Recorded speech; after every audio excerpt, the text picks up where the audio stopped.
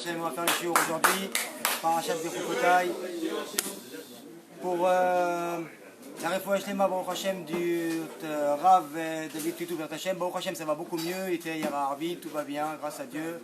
Il faut, demain je pense que Baruch Hashem il sera là. Donc voilà.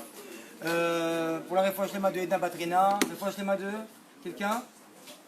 Tout le monde? Gisèle, Bracha, Bat Rachel, Sarah Bat Sassia, Batsheva Bat Rivka, et Kolamo Israël Bezrat Hashem. Alors les amis, on y va, c'est parti. Parashat Bechukotai. Alors on voit comme ça, dans Parashat Bechukotai, tout d'abord on a les brachot, Baruch Hashem, on a les bénédictions, et ensuite, si on ne suit pas les voies d'Hachem, on a les klalot, donc les réprimandes qui arrive directement après. On voit quoi? Que si on écoutait clairement et simplement Hachem par rapport à ce qu'il nous donnait et qu'on ne se posait pas de questions, alors Hachem nous aurait ramené beaucoup de miracles dans notre vie. Malheureusement, c'est que il arrive, et j'en fais partie, c'est qu'on fait un peu le tri dans les mitzvot, dans les kavanot qu'on doit faire. Et le problème qu'il y a, c'est que le fait de faire des tris et des choses comme ça fait qu'Hachem ne peut pas nous donner le maximum de ce qu'il veut nous donner. Et c'est comme si à Mavdil, qu'une personne elle vient, elle se trouve en France, que moi je me trouve aux États-Unis, j'appelle mon ami Reuven et je lui dis Reuven, je lui dis Meir, je t'envoie un immeuble là tout de suite, là tu es en Israël, Baruch Hashem par exemple, et moi je suis aux États-Unis, je t'envoie un immeuble de 8 étages, pour toi cadeau. Tu vas me dire magnifique, super. Qu'est-ce qui se passe? Je prends cet immeuble là, moi j'ai de quoi faire pour t'envoyer. Mais toi, comment tu vas le recevoir? Impossible à recevoir. Pourquoi? Parce qu'il va venir, il va s'écraser, on va rien recevoir du tout à la fin. C'est exactement ce que Hachem veut nous envoyer. Il veut nous envoyer le meilleur, le plus grand. Et nous, malheureusement, parce qu'on n'y croit pas à fond, alors qu'est-ce qui se passe? On n'arrive pas à recevoir ce qu'Hachem veut nous donner. On voit que le Sefer HaChinour, il ramène que la première mitzvah dans la Torah, c'est la mitzvah de Peria Verivia. La mitzvah de Peria Verivia, donc de se multiplier, de croître, de remplir la terre, le monde. C'est pas comme Rashi qui ramène, comme vous savez très bien que la première mitzvah c'est Rosh Chodesh. Là, le Sefer HaChinour qui ramène que cette mitzvah, c'est la première mitzvah qu'Hachem nous a demandé. Maintenant, on sait très bien que Hachem, ce qu'il a voulu, c'est nous faire un cadeau par rapport à cette mitzvah-là. Parce que quoi qu'il arrive, chaque personne, elle a la ta'ava d'aller avec sa femme, d'aller avec une femme, toutes les personnes normales, entre guillemets. Donc, on a tous la ta'ava d'aller avec sa femme. Et on a tous la mitzvah de faire et de procréer, de faire des enfants. Maintenant, Akadosh Baruch Hu, il dit quoi? Il dit que quand une personne, elle va avec sa femme, même si c'est pas pour Hachem qu'il y va, alors il lui compte quand même la mitzvah. Ça veut dire quoi? À Mavdil, c'est comme si qu'une personne, elle part en vacances en Thaïlande, et qu'elle voit là-bas, il y a des stands de chenilles, des stands de cafards, des stands à manger, des cafards frits, On est en Chine. Ah, les gars, en Chine. Et il passe devant, et il dit, ah, moi ça me répugne, moi je veux pas manger ça. Et le fait qu'il soit passé devant, en réalité qu'il a écarté de cette avéra, qu'il n'a pas mangé de ces choses-là, Akadosh Baruch Hu, il lui envoie quand même cette chose-là comme une mitzvah. Ça veut dire quoi? Ça veut dire que Akadosh Baruch Hu, il nous fait un cadeau, il nous seulement l'homme qui veut aller... Mechila. Messieurs, alors quoi? Il dit que comme l'homme qui veut aller avec sa femme, et qui lui, il a envie d'aller avec sa femme, et de là, il va sortir des enfants, qui va faire la bracha d'Hachem. Hachem, il veut donner cette mitzvah-là, cadeau, parce que lui, il va juste avoir envie d'aller avec elle. Ou comme cette personne-là qui va être en Chine ou en Thaïlande, qui va passer devant des insectes, qui ne va pas les manger parce que ça les répugne. Alors quoi? Hachem, il lui fait un cadeau de cette mitzvah-là. Même si moi, je ne mange pas cet insecte-là parce que moi, ça me répugne, même si toi, ta kavana, c'est pas de faire la mitzvah d'Hachem, mais c'est parce que ça t'a répugné, Hachem, il te compte quand même comme une mitzvah. Ça veut dire que c'est quoi? À Mavdil, quand une personne elle vient, elle roule en voiture, elle s'arrête au feu rouge, et il y a un policier qui est là. Monsieur le policier, excusez-moi, il est où mon point là? Je me suis arrêté au feu rouge. Je dis, oh baba, c'est normal. Alors dans la Torah, c'est pas normal. Quelqu'un qui vient, quand il passe au feu vert, quand la kavod, on lui rajoute un point. Quand il passe au feu rouge, quand il s'arrête au feu rouge, on lui rajoute un point. Ça, c'est un lien très important qu'on a mis le bonnet sur ça. Alors, Kalva Chomer, quelqu'un qui va venir et qui va partir avec sa femme dans la Kedusha, dans la Tahara, et qui va vouloir à tout prix faire la mitzvah Hachem dans la plus grande sainteté qu'il y a, alors c'est sûr que Hachem il va lui envoyer Hachem la meilleure neshama qui remplira le corps de tes enfants. Hachem. Alors maintenant, on voit que le Rambam il ramène une histoire comme ça. Il dit qu'un jour il y avait une femme et un homme qui étaient sur un radeau et qu'ils ont commencé à chavirer comme ça, très loin dans la mer. Et la femme était vraiment enceinte à quelques jours d'accoucher. Et malheureusement, il y a eu une grosse tempête. Le bateau a commencé à chavirer à droite, de droite et gauche. Il s'est retourné, il s'est éclaté, il est resté, comme dans les naufrages, quelques bâtons comme ça. Quelques gros morceaux de bois. Ils se sont agrippés. Tant bien que mal, après une demi-journée environ, ils ont réussi à s'échouer sur une île déserte. Et ils sont arrivés là-bas, donc l'homme, la femme enceinte, et ils étaient sur cette île-là. Maintenant, la femme, elle a commencé à attraper froid, elle était malade, et le moment de l'accouchement est arrivé. Et malheureusement, vous savez très bien que quand une femme, elle accouche, c'est le moment du dîn qui est sur elle, et et à ce moment-là, vu qu'elle était malade, elle a succombé à ses blessures, et elle a réussi à accoucher cet enfant là-bas au Hachem, qui était sain et sauf, mais elle est partie. Donc, qu'est-ce qui s'est passé? Le mari, il a élevé, sur cette île déserte-là, cet enfant. Et cet enfant, il a commencé à grandir. Il est arrivé à un âge de 6, 7, 8 ans, où il a commencé à parler, à se poser des questions.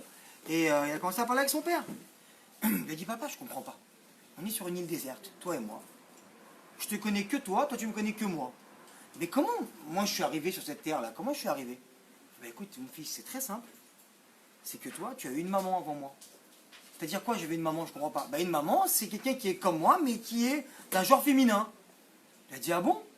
Il lui dit, mais comment je suis arrivé moi? Ben écoute, il y a une goutte qui était dans son corps, et en fait, son ventre, il a gonflé, et toi, petit à petit, tu étais une petite goutte, et tu t'es créé, il y a eu des os, de la peau, des poumons, et tout ce qui, tout ce qui te forme au jour d'aujourd'hui, ça a été créé. Il dit, ah bah, je comprends pas, mais arrête tes bêtises, quoi dans ton ventre? Maintenant, je viens, je prends un poulet, je le mets dans ton ventre, c'est quoi ce délire là? Qu'est-ce qui se passe là? Qu'est-ce que tu vas me raconter? Tu te fous de moi? Et le père, il dit, mais pas du tout. Il a dit, c'est comme ça que ça a été, que tu as été créé. Tu étais dans le ventre de ta mère et tu es sorti. Il a dit, mais attends, mais je mangeais quoi dans le ventre de ma mère? Bah écoute, il y avait un tuyau qui reconnaît comme ça, avec ton nombril, et ta mère, ce qu'elle mangeait, t'avais le goût. Arrête, papa, arrête, qu'est-ce que tu me racontes ces histoires d'enfants là je suis un enfant, mais quand même, je suis assez mature quand même pour comprendre que tout ce que tu me dis, c'est pas possible. Tout ce que tu dis, c'est pas possible. Il dit, comment je suis sorti? Bah t'es sorti. Il fallait que le corps de l'enfant, il se retourne, qu'il soit vers le bas, et que tu es resté sur le bas comme ça pendant quelques mois, avant que tu puisses sortir. Il dit, mais papa, tu prends n'importe quel être humain, tu l'attaches comme ça par les pieds, tu le laisses une journée, 2 journées, 3 journées, le sang, il monte à la tête, il meurt. Papa, c'est pas possible ce que tu me dis, arrête de me dire des choses comme ça. Et comment je respirais dans l'eau d'ailleurs? J'étais dans l'eau comme ça, dans le liquide amniotique, comme tu me dis. Comment je respirais là-bas? C'était impossible à respirer. Tout ce que tu me dis, c'est des sottises. Il lui dit, mon fils, c'est comme ça qu'Hachem, il a créé les hommes. Il dit, parce que, en vérité, quand quelqu'un, il veut comprendre, il veut voir Hachem, il n'a qu'à voir la nature. Si une personne elle serait venue nous voir et me dire, écoute, il y a 1000 ans, une fois c'est arrivé, qu'une femme, elle est partie avec un homme, avec une goutte, il s'est passé ça et ça et ça, comme on a répété maintenant, je vous promets qu'on aurait dit, c'est pas possible. Moi, j'avais vu une personne qui était un Baal Corée, et une fois, il lisait beaucoup à Torah, pratiquement tous les Shabbats, on lui donnait des montées à lire. Il avait même un certain âge. Et un jour, il s'est retourné vers le Rav, et ils étaient comme ça tous les deux. Et moi, j'étais dans le coin en train d'étudier. Il lui dit, Rabbi, tu crois vraiment que la mer, elle s'est ouverte? C'est que la personne, elle avait pratiquement 70-80 ans, et elle se posait encore des questions. Et elle lit la Torah tous les Shabbats. Est-ce que vraiment la mer, elle s'est ouverte? C'est-à-dire que les questions essentielles, si nous on vient, on peut comprendre qu'un enfant, il naît juste comme ça, si extraordinaire, alors c'est quoi? C'est que quand on voit dans la nature, quand on regarde dans la nature, c'est obligé qu'on puisse venir et qu'on voit Hachem. C'est-à-dire que Hachem, il a créé la Torah, il a créé la nature où lui, il est à l'intérieur, mais il nous a créé aussi, et nous par contre, il y a un problème, c'est qu'on n'a pas le droit d'être bête. On ne peut pas être bête. C'est-à-dire qu'une personne, maintenant, mettez la Torah de côté, mettez l'imout Torah de côté, mettez tout de côté. Prenez maintenant, rien que quelqu'un qui sort dans la nature, qui voit ces arbres, ces animaux qui bougent, les yeux, qui réfléchit sur chaque création du monde, sans la Torah, il est obligé de comprendre qu'il y a quelqu'un qui a créé ce monde-là. Tous les grands scientifiques, Einstein, tous ces gens-là, à la fin de leur thèse, ils ont compris qu'il y avait un architecte qui a créé ce monde-là. Ça, c'était le Inyam. Maintenant, on continue dans notre histoire, que Hachem, s'il a créé ce monde-là, et qu'il l'a fait aussi bien que ça, c'est qu'il a fait tout pour le bien. Il n'y a rien qui a été fait pour le mal. Une fois, il y a une femme qui avait éloigné son fils qui était très malade. Et elle a appelé le médecin. Le médecin qui est venu, c'était une centaine d'années. Et c'était pas comme au jour d'aujourd'hui. Donc qu'est-ce qui se passe? Il est arrivé, il lui a dit écoutez, votre fils il est très malade, je ne sais pas si il va finir la semaine, allez-nous. Mais par contre, voilà, il y a tel médicament, il n'est pas facile à trouver, mais vous pourrez le trouver. Et ce médicament-là, peut-être, et je pense qu'il fera effet et qu'il guérira votre fils. Bien sûr, la mère a été désemparée. Elle a laissé le père à la maison et elle est partie. Elle est montée dans une calèche et elle a couru vers la première pharmacie, entre guillemets, du coin qu'il y avait à l'époque. Et elle est arrivée au milieu de la nuit, là-bas. Elle toque sur le carreau, elle toque, elle toque, elle toque, elle toque. Maintenant, il y avait l'apprenti du pharmacien qui était là. Et il ouvre comme ça la fenêtre, il est en train de dormir, il lui dit non, écoutez-moi, qu'ils sont vieux de mort, elle lui explique ce qui se passe avec son fils et tout. Il lui dit, il faut vous préparer, voilà, ce nom-là de médicament. L'apprenti, il prend, il dit, ah, ça. Il dit, ouais. Il lui dit, écoutez, on en a en réserve, je vais vous le ramener. Il va là-bas, il lui ramène, et elle lui dit, combien je vous dois? Il lui dit, ça fait 43 pièces. Et elle commence à compter ses pièces, et il lui dit, écoutez, j'ai que 40 pièces. Elle dit, s'il vous plaît, mon fils, il va partir si je ne donne pas, je suis venu, j'ai mis une demi-journée pour venir, et j'en ai besoin maintenant, je retourne, s'il vous plaît, s'il vous plaît. Il a eu un peu pitié d'elle, il lui a donné le médicament. Maintenant, elle était tellement heureuse, et elle a vu, elle a dit, voilà Hachem, regarde, tu m'as amené un fils malade, mais tu m'as donné le médicament est dans ma main. Oh Hachem, il a fait tout. À Kol Tova, je suis arrivé avec cette calèche là, je suis arrivé, il était en train de dormir, il s'est réveillé, le pharmacien n'était pas là, j'avais l'apprenti, il est venu, il m'a donné, je lui ai dit s'il te plaît, j'ai pas l'argent, il m'a donné, il m'a offert les 3 pièces qu'il y avait, il les a mis de sa poche. Oh Hachem, je t'appartiens chez moi là, Hachem, tu existes, Kol Hakavod. Et elle prend ce flacon-là, et elle court, et elle court, et elle court, et elle court, elle court, elle monte, elle arrive dans sa maison, elle trébuche, elle tombe, et le flacon, il s'éclate en 1000 morceaux. Et là, elle rentre dans un désespoir, elle se dit, Kadosh Baruch Hu, tu m'as fait tout ce chemin-là, ça fait 2 jours que je suis parti chez le médicament, j'étais là, à 1 seconde de la fin, j'étais là, j'arrive dans la pièce de mon fils pour lui donner, pour qu'il guérisse. Pourquoi tu me fais ça? Pourquoi tu me fais ça? Pourquoi tu me fais ça? Pourquoi tu me fais ça? Et elle va voir son fils, et son fils il sent encore de plus en plus mal, et ça va encore moins en moins bien. Et elle se dit, alors il n'y a pas de Yéhouch. Alors qu'est-ce qu'elle fait? Elle reprend, elle s'arrête, elle repart là-bas. Et là, elle arrive la journée. Elle toque, on lui ouvre la porte, et c'est le pharmacien qui arrive. Et elle lui explique toute l'histoire depuis le début. Et le pharmacien qui était un peu Yirat Shamayim, qui avait un peu d'Yirat Shamayim, qui avait un peu la crainte du ciel, il lui dit, écoutez, faites-moi voir le médicament qu'il vous a donné. Elle avait l'étiquette, parce que... ça, et elle avait le nom du médicament qu'il fallait. Et il lui a dit, mais écoutez, c'est pas ça le médicament. Mais il s'est trompé. Mais si votre fils il aurait pris ça avec son état à lui, mais il serait mort. Elle a regardé, elle a tout compris. Non seulement il est venu, le pharmacien, il lui a offert le médicament parce qu'elle avait cassé et parce qu'il voulait faire une mitzvah, il voulait l'aider. Elle est partie, son fils il a guéri, Baruch Hashem. Son fils est devenu un grand Talmid Chacham, malheureusement j'ai pas le nom. Et une fois ce Talmid Chacham là, il est passé par cette pharmacie et il est rentré pour remercier le pharmacien parce qu'on lui a expliqué cette histoire depuis qu'il est petit. Et quand il est rentré, le pharmacien il était mort. Et c'est ce fils-là qui a fait le hesped du pharmacien. Et donc ce fils-là qui est un grand Talmid Chacham, il a eu le srout de ce pharmacien d'avoir ce hesped-là par, comme on pourrait dire, un Gdolador de la génération. Au Hachem, rien qu'on voit comme ça les chemins d'Hachem, que Hachem, même on le voit dans la nature, on peut retrouver dans n'importe quelle histoire, n'importe quel épisode de notre vie. On revient maintenant à notre histoire, que le fils il vient, il demande au papa. Alors quelle va remettre maintenant? Si Hachem il est venu, qui t'a donné à boire, à manger dans le corps de ta maman, alors quand tu sors, pourquoi tu t'inquiètes? Pourquoi tu t'inquiètes? Est-ce que vous avez compris, vous, une fois, 2 poches de sang, qui viennent que quand le bébé maintenant, juste à ce moment-là, il sort du corps de la mère, elle se transforme en lait. C'est qu'Hachem il vient, il pouvait très bien donner du sang au bébé à boire, mais c'est pas ça, c'est la vie, c'est pas bon, c'est pas kadosh. Alors qu'est-ce qu'il a fait? Il a pris ce sang-là, par Sarah Khamim, il a dit, moi je vais prendre ce sang-là, je dis que ce sang il est sang, maintenant je veux dire qu'il est lait. Et nous on voit pas, on comprend pas. Et pour nous c'est normal, parce qu'on est habitué tous les jours qu'une vache elle a du sang, et qu'elle boit, elle mange de l'herbe, et elle sort du lait. Et c'est normal, tout est normal. C'est normal. À Kadosh Baruch Hu, même quand on sort, quand le bébé, il vient, il est dans l'autre côté de la maison, et qu'il pleure, qu'est-ce qui se passe? La maman, oh j'ai une montée de lait. Ça qu'il y a une télécommande de loin, Wi-Fi, super Wi-Fi, qui fait que quand le bébé, à peine il est en train de pleurer, là-bas, il pleure pas, il n'y a pas de problème. Il vient, il pleure, la maman elle est montée de lait. Comment on peut comprendre ça? Comment on peut ne pas voir la main d'Hachem dans chaque chose?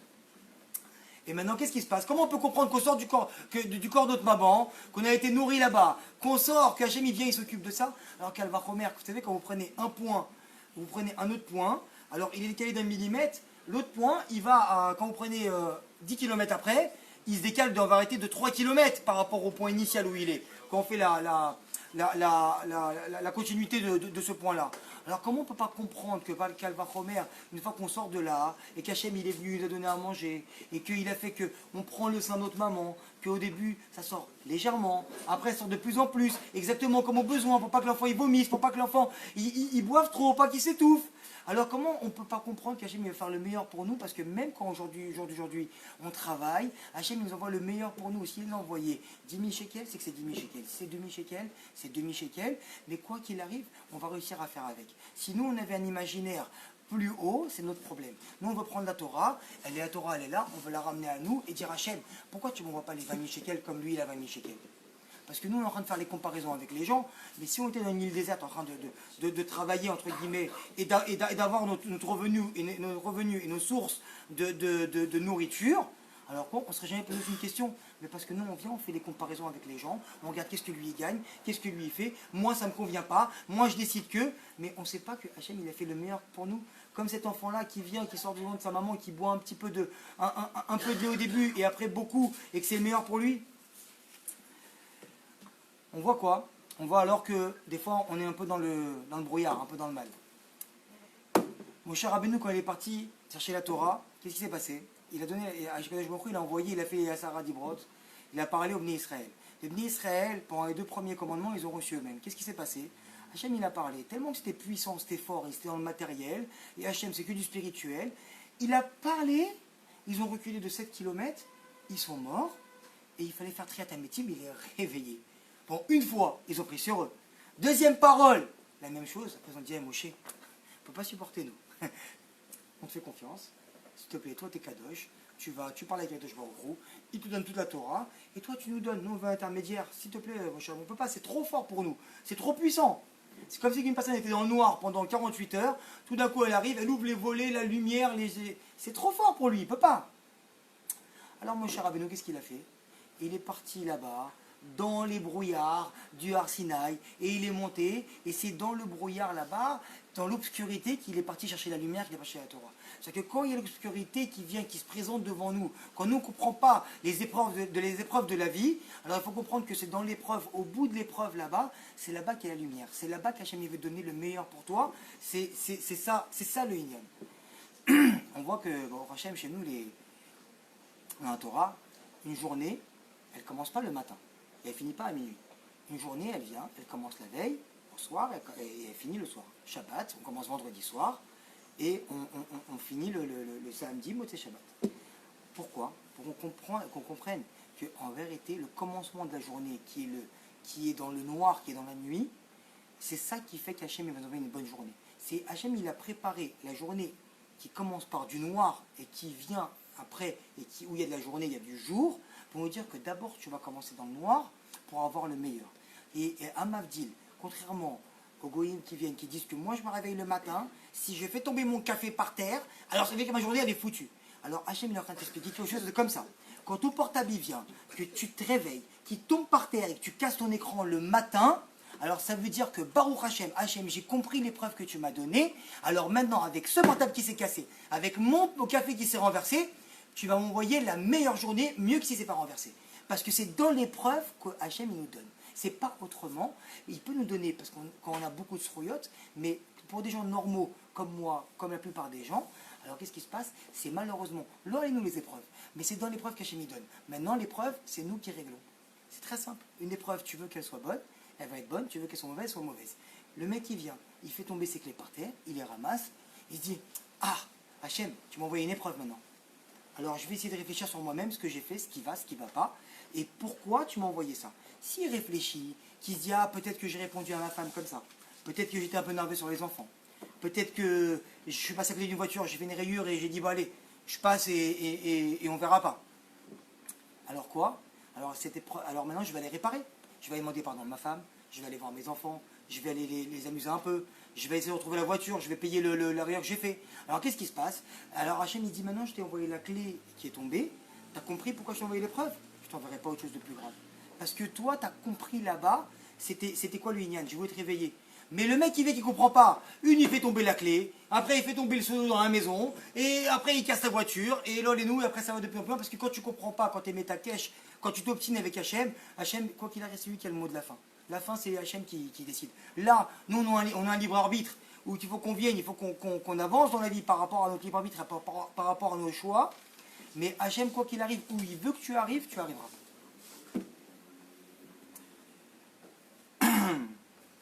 Maintenant, on sait très bien que c'est toujours dans la Kedusha que le chemin, il est le plus dur. On sait aussi que quand il y a quelque chose de Kadosh qu'on veut faire une mitzvah, la Sitra Achara, c'est toutes les forces du mal, tous les Yetzirara, il peut se coller que dans la Kedusha. Il n'y a pas un endroit où le mal, il y a du mal et que du mal. Le mal, il peut que se coller dans la Kedusha. Quand quelqu'un vient pour faire une mitzvah, il y a toujours du mal qui va venir se coller à lui. Quand on voit qu'on construit une synagogue, ici sur la Beth Midrash, ici Baruch Hashem, où il n'y a que de la Kedusha ici, toujours, vous trouverez plus ou moins loin un salon de coiffure pour femmes, avec la porte qui donne juste devant. Pourquoi? Pour que les gens qui viennent faire du bien, qui viennent étudier, qui viennent prier ici, malheureusement, les moments où la porte elle est ouverte, le Yitzhara il va venir, il va essayer de les appâter. Allez, regarde. Alors quoi? Il y a toujours un salon de beauté qui va venir s'ouvrir juste à côté. Pourquoi? Parce que quand il va passer, peut-être il va baisser la tête, peut-être qu'il va pas baisser la tête. Parce que le Yitzhara, il va venir se coller. Toujours, il va venir se coller là où il y a de la Kedusha. Toujours pareil, quand on décide de se marier, quand on ferme. Pareil pour le café. Pareil pour le café. Pareil. Pareil, restaurant, tu passes, les odeurs Shabbat, tout pareil. Quand quelqu'un vient, il fait des shidduchim. Il tombe amoureux d'une fille avec qui il a fait un shidduch. Malheureusement, on ne veut pas de lui. Au bout d'un moment, il fait encore d'autres shidduchs. À partir du moment où vous verrez que lui, il est venu, il a fermé avec une autre fille, il a fait le vort, il a tout fermé, on a pris la date, on a tout pris, qu'est-ce qui va se passer? Un coup de téléphone de l'ex qui va l'appeler, enfin l'ex. Et tu vas lui dire, voilà, en fait, j'ai réfléchi, en fait, je voulais marier avec toi. Maintenant, lui, il a fermé déjà. Qu'est-ce que Yetzirara? Parce qu'il sait très bien que quand tu es venu, tu as fermé, tu as fait avec la Kedusha un pacte, tu es parti dans la Kedusha, alors ta Estrachara, elle va venir se coller, elle va dire, maintenant, s'il te plaît, viens. Elle va faire le bilboul dans ta tête, elle va te déranger le cerveau pour que tu dises, ah, mais pourquoi j'ai fait ça? Maintenant, toi, tu es venu, tu as voulu faire quelque chose de propre, net, précis dans ton travail, signer un contrat, tu es parti faire visiter à une personne un appartement. Et la personne, elle est venue, elle t'a fait un traloued, et elle est venue, elle a gratté la commission du métavers. Alors qu'est-ce qu'il y a? C'est que tu viens, tu dis, ah, mais moi aussi j'aurais pas dû faire ça, moi aussi j'aurais dû aller la voir, lui demander, lui faire. Mais qu'est-ce qui se passe? C'est que quand toi tu as cru que tu vas agir par toi-même, que tu vas faire des tralouettes pour venir signer tes contrats et tout ça, alors Yetzirara, il a gagné. Quand tu as fait la Kedusha, il va toujours te montrer que les autres ils ont réussi en faisant des magouilles. Mais c'est tout ça, c'est bien du Yetzirara, de venir nous faire des bilboulim et de venir nous déranger dans la voie d'Hachem. Maintenant, si tu veux savoir toujours, si tu es dans le bon chemin, c'est exactement comme un vélo. Quand tu pédales et que c'est dur, c'est que c'est le bon chemin. Quand c'est trop facile, si tu viens, tu vas voir une synagogue, au Hachem, ici, ça fait 13 ans qu'on est là, dans une boutique de 150 mètres carrés, 120 mètres carrés, au Hachem, qu'il y a la Kedusha et des mitzvot à n'en plus finir, au Hachem, par la route du Rav, quand on va ouvrir l'endroit, si on a mis 13 ans à ouvrir cet endroit-là, c'est que cet endroit-là, on a peiné pour l'avoir.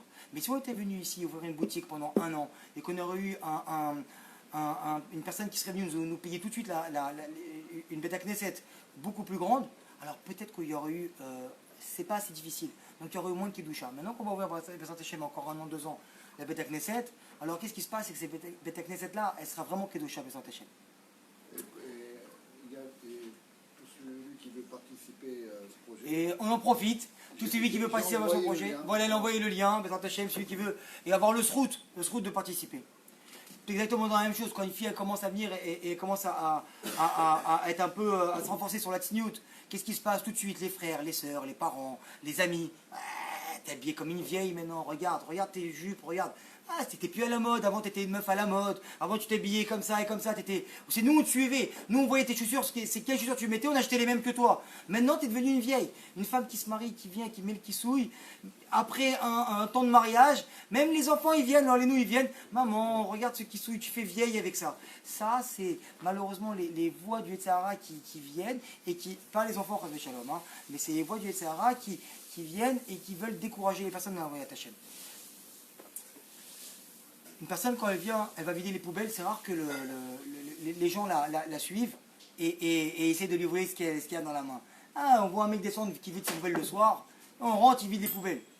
Mais quand une personne, elle vient et elle a un sac de diamants ou qu'on voit la Brinks qui est là, eux, ils viennent avec des armes. Pourquoi? Parce qu'ils savent que les gens, quand il y a des mitzvot à faire, quand il y a des diamants qui sont là, alors tout de suite, les Sarah, ils vont venir se coller, ils vont venir les embêter à le faire. Le Gaon de Vilna, il vient, il ramène comme ça. Qu'une personne qui vient, qui va dans un chiour, et qu'il voit ce chiour-là, et qu'il trouve ce chiour plaisant. Ah, j'ai passé un bon moment, c'était super. La vérité, j'ai kiffé, j'ai écouté ce chiour-là, comme la carotte. Alors, le chiour, il n'est pas bon pour toi. Le Gaon de Vilna, il dit, il n'est pas bon pour toi. C'est un mavdil, comme si une personne, elle vient, là, nous, elle se casse le bras, et qu'elle va chez le médecin, et le médecin, il lui fait un petit massage, et il lui donne un camol, 2 doliprane, et il lui dit, c'est bon, rentre-toi, t'es guéri. Alors le Gaon de Vilna, il dit, quand tu viens dans un chiour, si le chiour, il ne te dérange pas, si le chiour, il vient, et qu'il te dérange pas dans la tête, et qu'il ne te dise pas, maintenant, je vais faire une introspection, et ça ne va pas chez moi, c'est vrai que je dois changer ça, mais non, ça me fait mal d'écouter ça, mais je vais les changer. Alors c'est quoi? C'est comme si que le médecin il t'a donné un petit cachet pour un mal de bras. Non, parce que quand on a un mal de bras, quand le bras il est cassé, c'est sérieux, soit on fait une opération dans les nous, soit on met un plâtre. Mais c'est pas un cachet qui passe comme ça. Donc quand on va dans un chiour et que ça nous fait mal, alors c'est que c'est le chiour qui nous va. C'est celui-là qui nous convient. On voit maintenant que le Ramchal, Rabbi Chaim Moshe Luzzatto, dans son espède, vous savez ça c'est un chidouche pour moi, hier j'ai vu ça. Dans son espède, il n'y avait pas Minyan. Le Ramchal, Messiat Yesharim, dans son espède, il n'y avait pas Minyan. Tous les rabbanim, ils étaient contre lui. Parce que lui, il avait la voix d'Hachem. Quand tu tiens le Hémet dans ta main, tous les rabbanim, ils étaient contre lui. Ils disaient, il ne faut pas aller à son espède. Vous savez, c'était qui le Ramchal? Le Ramchal, il a vécu 40 ans et il est parti.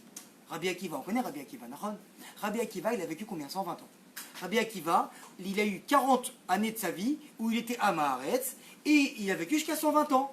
Le Ramchal, c'est le Gilgoul de Rabbi Akiva qui est venu réparer les 40 ans où Rabbi Akiva a été à Maharetz par les 40 ans du Ramchal qui était tzaddik du début à la fin. Et exactement, ils sont enterrés ensemble, dans le même endroit. Et ils sont enterrés dans le même endroit, c'est pour ça là-bas. Parce que le Ramchal, c'était le Gilgoul de Rabbi Akiva. Il n'avait pas 10 personnes dans son espède. Dans son espède, il n'y avait pas Minyan.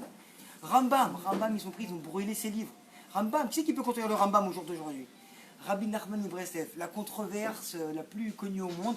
Rabbi Nachman Ibreslev, tous les rabbanim qui étaient contre lui, qui n'enseignaient pas ses enseignements. Et on voit quoi? On voit que les rabbanim ils viennent, ils n'enseignent pas rien de Rabbi Nachman, mais ils racontent que du Likutei Moharan. On comprend pas? Alors quoi? Tu regardes en dessous en dessous ses livres, il a un Likutei Moharan qui est caché là-bas. Non, on n'étudie pas Rabbeinu, mais par contre, l'enseignement Rabbeinu, on peut le remettre sur Rabbeinu Akadosh. Rabbeinu Akadosh, Rabbi Nachman Ibreslev, Kodesh HaKodashim. Tous ces gens-là étaient controversés. Tous ces gens-là, dans leur vie, ils ont vécu avec des controverses du début à la fin de leur vie. C'est normal, parce qu'ils ont été comme en quelque sorte des révolutionnaires. Exactement, mais quand tu es révolutionnaire et que tu sors maintenant l'électricité, d'accord, je suis d'accord avec toi, sois révolutionnaire, il y avait tu sors l'électricité, tu vois que c'est bien, vas-y. Non, parce que quand tu sors l'électricité, toujours quelqu'un qui va vouloir garder sa petite bobine et son machin qui veut et sa machine à eau et sa vapeur pour être un vapeur et toutes ces choses là et qui va dire non c'est pas bien parce qu'on veut pas le émettre parce que Yetzirah il va venir se camoufler. Alors quand tu as le émettre, tu as la torche, alors toujours tu as Yetzirah qui va venir, il va essayer d'obscurcir cette lumière là. Maintenant on voit que le émettre à la fin, quoi qu'il arrive, c'est lui qui sort. Ashkadosh Baruch Hu, il vient, il sort le émettre, c'est lui qui le sort. On va essayer d'écourter un petit peu parce qu'on va finir en 5 minutes l'univers. Et en fait, à Kadosh Baruch Hu, on se dit, mais Kadosh Baruch Hu, t'es où dans tout ça? T'étais où là? Hachem Akadosh Baruch Hu, il vient et lui, Akadosh Baruch Hu, il se dit que moi, je suis ici avec vous au maximum de où vous pouvez vous arriver. Et le Hémet, il est là. C'est-à-dire que c'est quand que j'attends qu'Akadosh Baruch Hu il arrive. C'est quand Akadosh Baruch Hu, quand tu vas venir, Akadosh Baruch Hu, il te dit le maximum que tu peux attendre. Toi, tu le sais pas. Moi, je connais ton potentiel. Alors, attends. Souffre un peu. Attends. Mais à la fin de cette souffrance-là, je vais te donner un gros cadeau. Comme tous ces tzadikim-là. Et chacun peut avoir ce miracle dans notre vie. Souvent, quand on fait teshuva, le problème qu'il y a, c'est quoi? C'est qu'on vivait bien. Avant, j'avais autant de paye, la voiture, pas de problème de shalom bayit, pas de problème avec les enfants. J'étais bien. À 40 ans, je veux venir. À côté de Baruch, j'ai vu, j'ai compris, j'ai fait teshuva. Maintenant, je roule en vélo. J'ai mon compte en banque, il faut que je le regarde tous les 2 secondes. Parce que le banquier m'appelle tous les 5 minutes. Que j'ai des problèmes de shalom bayit dans les nous. Mes enfants, ils m'écoutent plus. Et rien va plus. Rien va plus. Alors vous savez qu'est-ce qu'il répond Hachem? Hachem il répond comme ça. Quand on arrive dans ce monde-là, on a un taux de souffrance à avoir. D'accord? Maintenant, qu'est-ce qu'on fait quand on fait teshuva? On vient, on est mitrazek, on se renforce dans le bitachon d'Hachem et dans la emuna. On a plus de croyance à Hachem, on se rapproche d'Hachem, on a plus de croyance. Il a dit alors à Kadosh Baruch Hu, alors tes taux de souffrance, je les ai gardés un petit peu. Et je les ai envoyés parce que j'attendais que tu fasses tes chouvas. Pourquoi? Parce que si je t'avais envoyé avant que tu fasses tes chouvas, tu te serais écrasé. Tu serais écrasé, tu ne serais pas relevé. Mais maintenant que tu es venu, tu as fait tes chouvas, que tu as pris du bitachon sur toi, que tu as eu de la émouna, alors qu'est-ce qui se passe? Tu es juste tombé, mais tu vas te relever. Parce que tu sais que maintenant, Kadosh Baruch Hu, il est là pour t'aider. On va finir avec une histoire. Je vais raconter l'autre soir. Il y avait une fois une personne qui conduisait un bus. C'était un nag de bus, donc un chauffeur de bus. Un bon religieux, Haredi. Et il y a là-bas une station à Bnei Brak qui est très merkazite. Et lui, donc, il arrive. Donc, tu as le bus 402 qui va à Jérusalem et tu as le bus 318 qui va à Rehovot. Maintenant, le bus 402 pour Jérusalem, il y a une grande famille qui attend pour rentrer le soir à minuit et demi, le dernier bus. Et le bus, il devait arriver, en fait, excusez-moi, à 8h30. Et maintenant, donc eux, ils attendent le dernier bus à 8h30 pour arriver.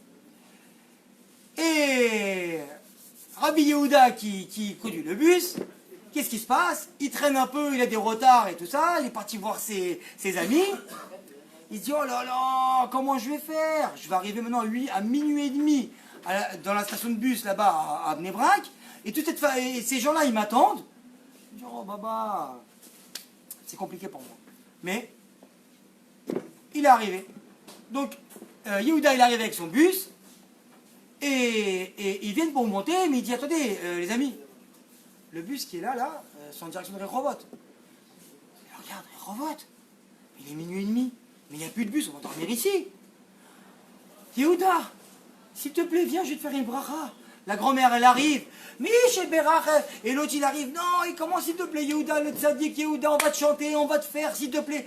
S'il te plaît, il n'y a personne dans le bus, amène-nous à Jérusalem, s'il te plaît, amène-nous. On ne peut pas, on va rester là. Alors, qu'est-ce qui se passe? Yehuda, il a dit, bon, allez, montez, je vous amène. Ah, Yehuda, Yehuda, Yehuda, Yehuda. Et ils montent dans le bus, et ils sortent maintenant, ils commencent à chanter toute la route. Ils nous font les brachot, les brachot, les brachot. Ils arrivent à Jérusalem, et ils descendent. Ah, Yehuda, Yehuda, Yehuda. Et tout le monde chante et tout le monde est content. Et maintenant, tout le monde part. Et il embrasse et la bise et il serre dans les mains et les brachot. Maintenant, il y a le gardien de la station de bus qui vient. Yehuda, qu'est-ce qui s'est passé? Tu l'as drogué ou quoi ces gens-là? Qu'est-ce que tu leur as fait? Jamais de ma vie j'ai vu des gens sortir comme ça et être content de sortir du bus et bénir la personne qui conduisait le bus. Tzadik, viens voir, je vais te raconter. Moi, la vérité, j'ai traîné. Je te dis la vérité, j'ai eu un gros problème. Mais je vais arriver maintenant, pour le bus qui arrive à Jérusalem, en direction de Jérusalem, je vais arriver à minuit et demi. Les gens de Bnei Brak là-bas, c'est des tzadikim, ils vont venir, ils vont commencer à m'insulter, moi, ma grand-mère, mon frère, la vérité, m'ont fait peur. Alors, j'ai pris la pancarte de Jérusalem, je l'ai enlevée, et j'ai mis Rehovot à la place. Je suis arrivé avec mon bus pour Rehovot, j'ai rien fait de spécial. Ils sont arrivés, Rehovot, on peut pas. Alors, au mieux de recevoir des clalotes, j'ai reçu des brachot. Et toute la vie, on lancé. Et tout était bien, ils l'ont pas su. Magnifique.